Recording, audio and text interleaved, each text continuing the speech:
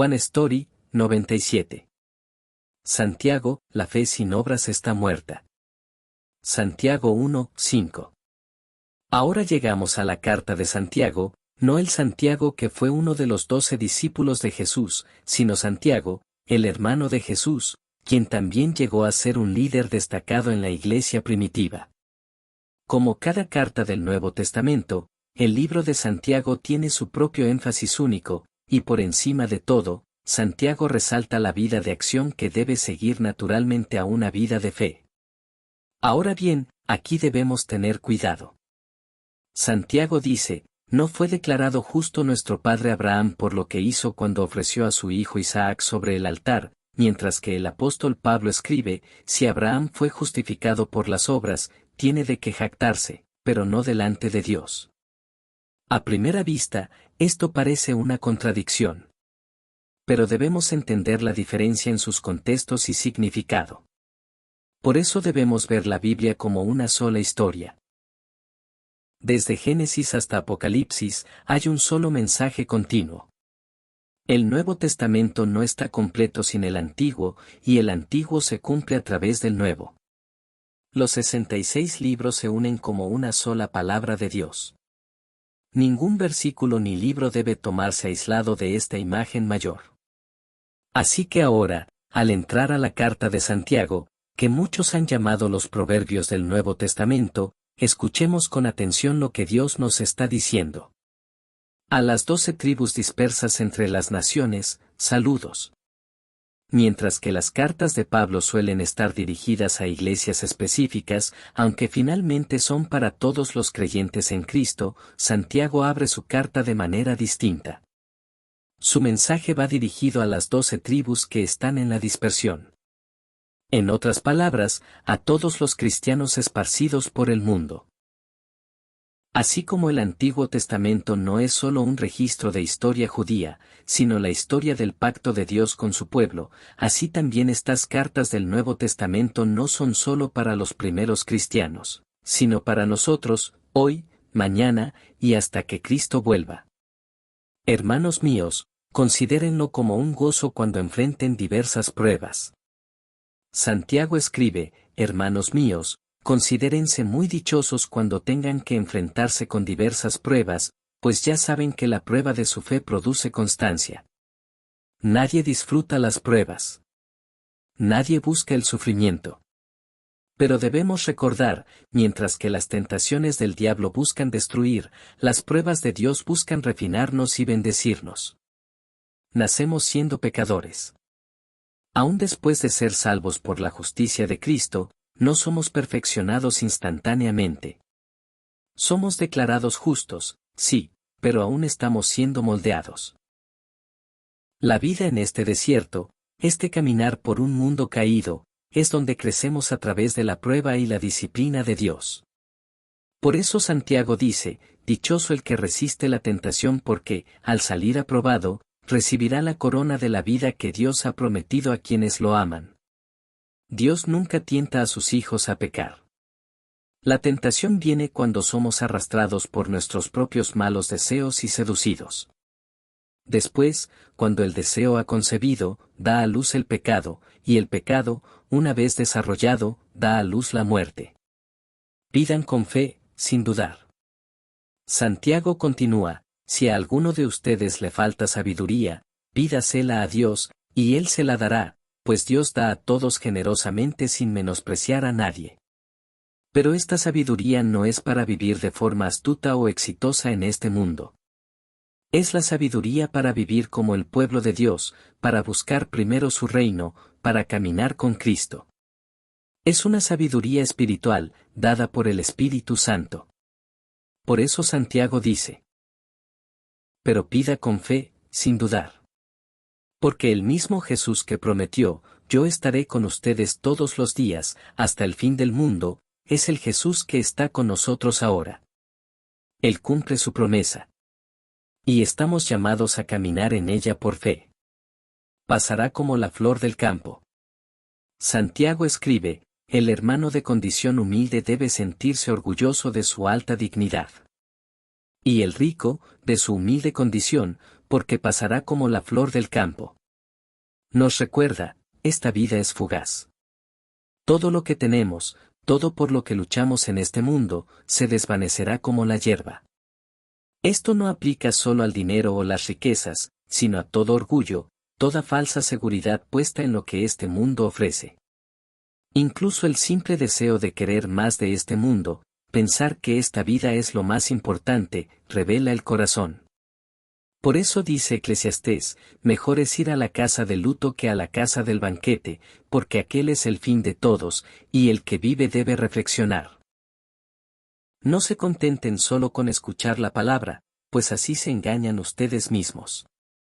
Llévenla a la práctica. Santiago explica que los hijos de Dios han nacido por la palabra de verdad, por la voluntad del Dios inmutable, en quien no hay sombra de variación. Y ahora habla de cómo deben vivir los que han nacido de esa verdad. Primero, dice que debemos ser prontos para escuchar, lentos para hablar y lentos para enojarnos, porque la ira humana no produce la justicia que Dios desea. Por eso, debemos aceptar con humildad la palabra sembrada en nosotros, la cual puede salvarnos. Pero no basta con escuchar la palabra, debemos ponerla por obra. Si no lo hacemos, nos engañamos a nosotros mismos. El que escucha pero no obedece es como el que se mira en un espejo y luego se va, olvidando cómo es. Pero el que mira atentamente la ley perfecta que da libertad, y persevera en ella, no olvidando lo que ha oído, sino haciéndolo, ese será bienaventurado en lo que hace. Santiago también dice que si alguien se cree religioso pero no refrena su lengua, se engaña a sí mismo, y su religión no sirve para nada. La religión pura y sin mancha delante de Dios el Padre es esta, atender a los huérfanos y a las viudas en sus aflicciones, y mantenerse sin mancha del mundo. Así que, como creyentes en nuestro glorioso Señor Jesucristo, no debemos hacer acepción de personas. Dios ha escogido a los pobres de este mundo para que sean ricos en fe y hereden el reino que prometió a los que lo aman. Por eso debemos cumplir la ley real que dice, ama a tu prójimo como a ti mismo. Si mostramos favoritismo, pecamos, y la ley nos declara culpables. Porque quien guarda toda la ley pero falla en un solo punto, se hace culpable de todos. Santiago dice, juicio sin misericordia se hará con aquel que no tuvo misericordia. La misericordia triunfa sobre el juicio. En cada área de la vida, como creyentes, no debemos vivir por apariencias ni por razonamientos egoístas, sino con el corazón de Dios, juzgando y actuando con temor reverente. La fe sin obras está muerta. Aunque Pablo en Romanos y Santiago en esta carta escribieron ambos a la Iglesia, lo hicieron desde ángulos distintos.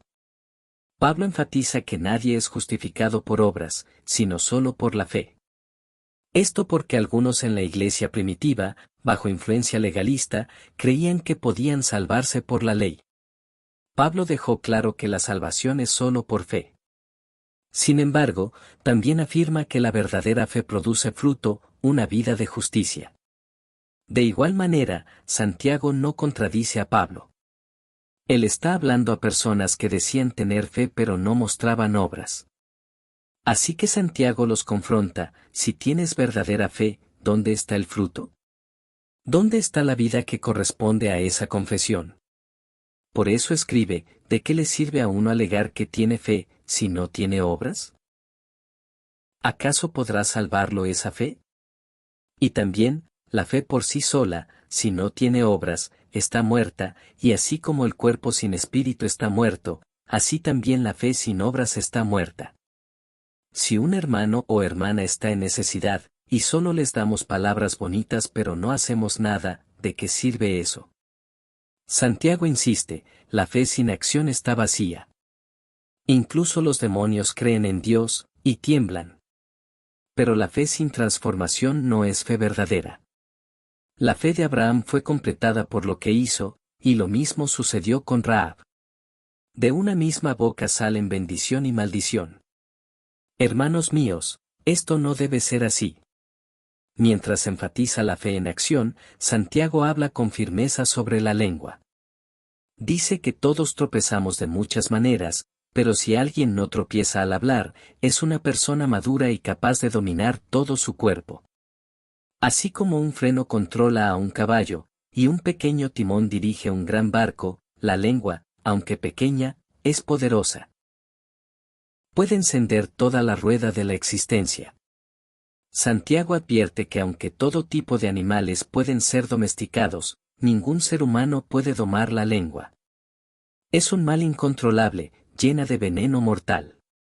Con ella bendecimos al Señor, pero también maldecimos a los seres humanos, hechos a imagen de Dios. De una misma boca salen bendición y maldición. Santiago dice, hermanos míos, esto no debe ser así. Los que promueven la paz siembran en paz y cosechan justicia. Santiago pregunta, ¿quién es sabio y entendido entre ustedes? Luego responde, que lo demuestre con su buena conducta, mediante obras hechas con la humildad que le da su sabiduría.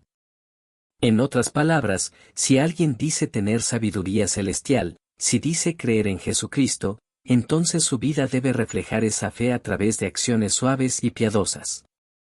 Pero Santiago lanza una advertencia fuerte, si ustedes tienen envidias amargas y rivalidades en el corazón, dejen de presumir y de faltar a la verdad.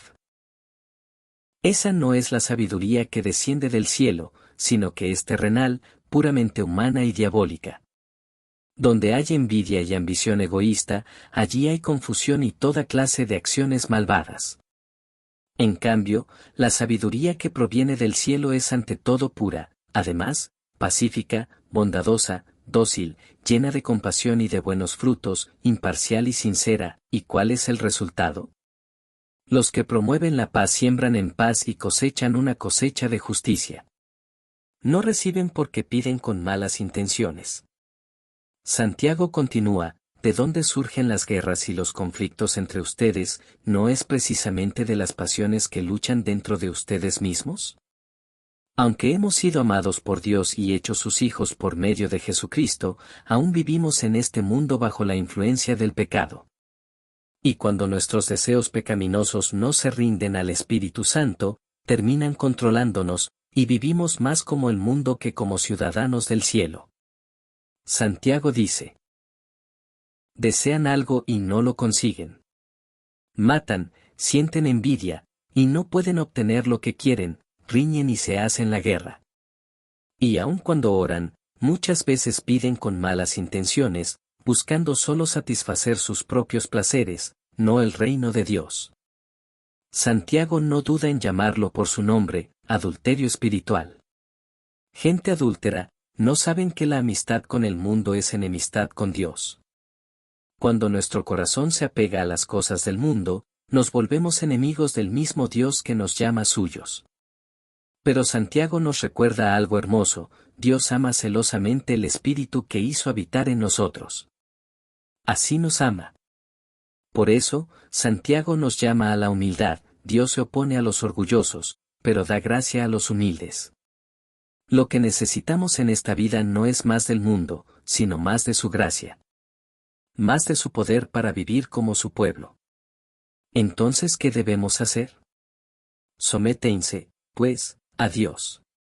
Resistan al diablo, y él huirá de ustedes. Acérquense a Dios, y Él se acercará a ustedes.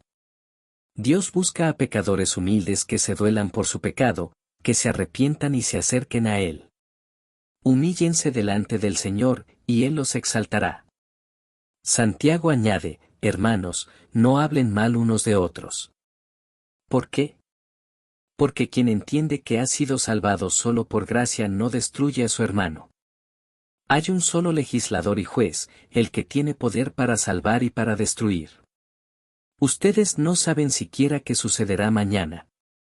Luego Santiago dirige otra advertencia sobria: ahora escuchen, ustedes que dicen, hoy o mañana iremos a tal o cual ciudad, y ni siquiera saben lo que mañana será de su vida. Ustedes son como la niebla que aparece por un momento y luego se desvanece. Es como lo que Jesús dijo al hombre rico en Lucas 12, que se dijo a sí mismo: tienes muchas riquezas almacenadas para muchos años. Descansa, come, bebe y disfruta. Pero Dios le dijo, necio. Esta misma noche te reclamarán la vida. Nuestra vida en este mundo es corta.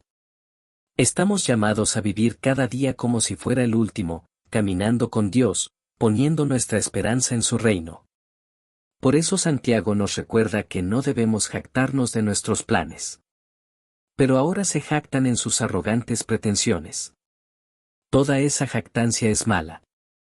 Y luego da esta palabra penetrante, así que comete pecado todo el que sabe hacer el bien y no lo hace. No solo importa lo que hacemos, sino también lo que dejamos de hacer cuando sabemos lo que es correcto. La vida del creyente no es pasiva. Es una vida de fe activa y obediente.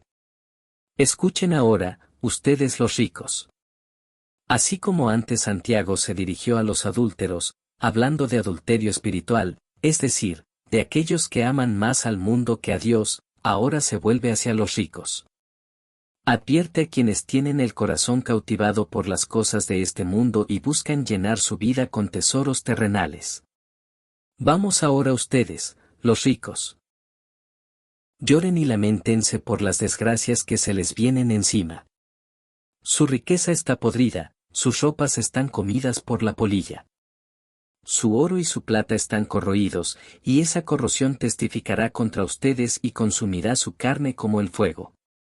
Han acumulado riquezas en los últimos días. Sí, aquellos que son ricos en lo material muchas veces luchan por mantener su corazón enfocado en el reino de Dios. Como dijo Jesús, es difícil que un rico entre en el reino de los cielos. Sin embargo, hay quienes tienen mucho y son pobres en espíritu, y hay quienes tienen poco, pero tienen un corazón orgulloso. Santiago no está condenando simplemente la riqueza, sino el corazón que confía en ella y se aleja de Dios por causa de ella. Por eso, Santiago se dirige a los creyentes que no anhelan este mundo, sino el reino de Dios. Tengan paciencia, hermanos, hasta la venida del Señor. Miren cómo espera el agricultor el precioso fruto de la tierra, y lo aguarda con paciencia hasta recibir las lluvias tempranas y tardías. También ustedes, manténganse firmes y con ánimo, porque la venida del Señor está cerca. El juez ya está a la puerta. Santiago llama al pueblo de Dios, aquellos que han sido salvados por su amor y su gracia, a vivir de una manera que refleje su identidad. A vivir delante de Dios. No se quejen unos contra otros, hermanos, para que no sean juzgados, el juez ya está a la puerta. Nos anima a mirar a los profetas, que hablaron en el nombre del Señor y soportaron el sufrimiento con paciencia. Nos recuerda que no debemos jurar ni por el cielo ni por la tierra, sino que nuestro sí sea sí, y nuestro no, no, para no caer en condenación. En otras palabras, que nuestras palabras y acciones reflejen que vivimos delante de Dios, y no solo ante los hombres. La oración de fe sanará al enfermo. Santiago nos da una imagen hermosa de la vida de la Iglesia. ¿Está alguno entre ustedes afligido? ¿Que ore, está alguno feliz? ¿Que cante alabanzas, está alguno enfermo? Que llame a los ancianos de la Iglesia, y que oren por él, ungiéndolo con aceite en el nombre del Señor. La oración hecha con fe sanará al enfermo, y el Señor lo levantará. Y si ha pecado, le serán perdonados sus pecados. Por tanto, confiésense sus pecados unos a otros y oren unos por otros, para que sean sanados. La oración del justo es poderosa y eficaz. La oración de fe no son solo palabras, es una expresión de confianza en Dios y de rendición a su voluntad. Y esa oración no está separada de la confesión ni del arrepentimiento. Incluye, confiésense sus pecados unos a otros. Como declaró el profeta Isaías, cuando extiendan sus manos para orar, yo esconderé de ustedes mis ojos, y aunque multipliquen sus oraciones, no las escucharé. Sus manos están llenas de sangre. Delante de Dios, nada puede ser ocultado. Nada puede encubrirse. La oración de fe es la que lo pone todo delante de Dios, que lo rinde todo y busca su misericordia y su reino. El camino del pueblo de Dios continúa, La historia de quienes siguen los pasos de Jesucristo. Este es el camino del pueblo de Dios. La historia de cristianos que caminan tras las huellas de Jesucristo. No una vida vivida para ganar, poseer o disfrutar más de este mundo, sino una vida vivida delante de Dios, caminando como peregrinos hacia una patria mejor. Es la historia de quienes prueban su fe con su manera de vivir, y predican el Evangelio no solo con palabras, sino con su vida. Y esta historia continúa.